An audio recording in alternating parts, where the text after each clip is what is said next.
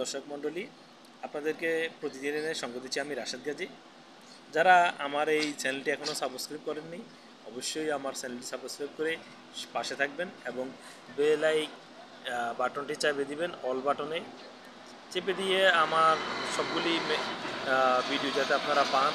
আমি আসলে সমসাময়িক বিষয় নিয়ে আলোচনা করে থাকি।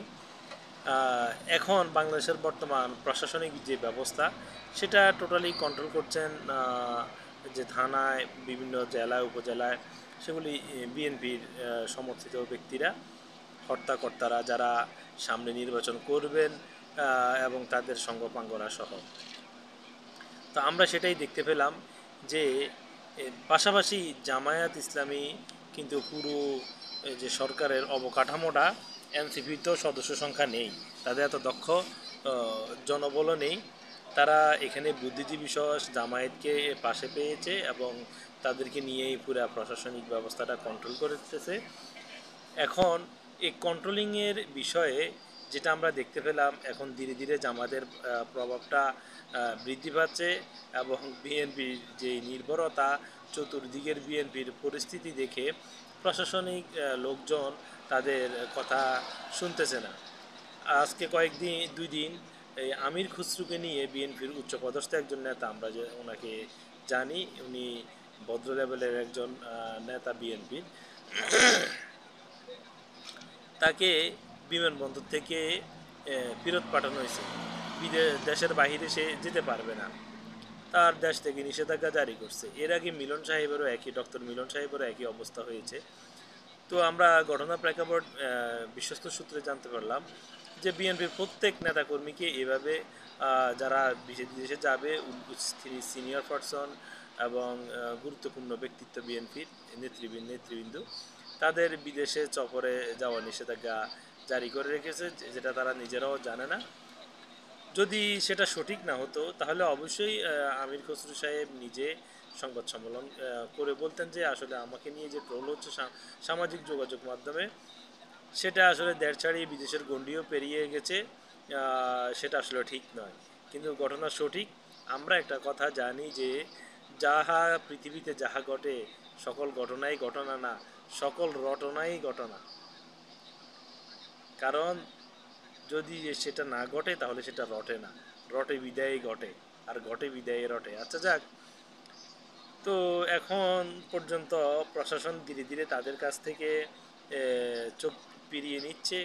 কারণ থানা লেভেলের পর্যায়ে জেলা, থানা বা পুলিশ কর্মকর্তারা, একজন থানার ওসি এখন পর্যন্ত মোটামুটি আগে যা শুনতো কিন্তু এখন খুব কম শুনে বিএনপি নেতৃবৃন্দের কথা, ধীরে ধীরে তাদের কথা শোনা ছেড়ে দিয়েছে।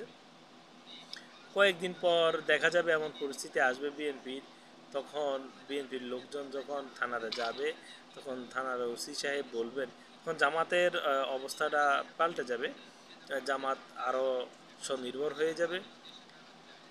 তখন বিএনপির লোকজন সেখানে গেলে ওসি সাহেব, এসআই সাহেব যারা আছেন থানাতে থাকেন, কর্মকর্তারা, তারা বলবেন, তুমি কে বাপু, কেন আসছো এখানে, তোমাকে তো আমি চিনতে পারছি না, নাম বলো, এলাকা বলো, কোথায় থেকে আসছো, এভাবে বলা শুরু করবে। তখন আসলে বিএনপির লোকজন কিছু বলার থাকবে না, কারণ তারা সময় থাকতে অনেক জিনিস হারাই ফেলছে এবং হারাই ফেলতেছে।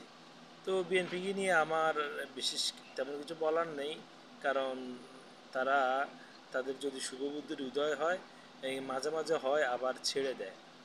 আমরা দেখতে পারি ভালো কিছু জিনিস, বিএনপির মধ্যে অনেক অনেক ভালো মানুষ রয়েছেন, তাদের উদ্যোগে অনেক কিছু হয়, কিন্তু তারা এরপরে পিছপা হয়ে যান। তাদের মাঝে যারা অসৎ, তারা অনেক খারাপ কাজে লিপ্ত হয়ে পড়েন, চাঁদাবাজিতে লিপ্ত হয়ে পড়েন, যেটা তাদের জন্য অত্যন্ত অশোচনীয় একটা সংকেত। তো তাদের যদি শুভবুদ্ধির উদয় হয়, তারা সেগুলি থেকে ফিরে আসবেন, সেটাই জাতি প্রত্যাশা করে। আর আমারও তাদের প্রতি একটা কী যেন বলে, আমার অনেক বন্ধুবর আছেন যারা বিএনপি করেন, জামাত ইসলাম করেন, সেখানেও আছে, এবং আওয়ামী লীগ করেন, সেখানেও আছে। কারণ আমরা প্রত্যেকেই তো বাংলাদেশের মানুষ, আমরা তো আর পাকিস্তান পিরিয়ডের মানুষ না। যার কারণে বাংলাদেশের মানুষ ওই হিসেবে অনেকের সাথে আমাদের চলাফেরা হয়, স্টুডেন্ট লাইফে হয়েছে।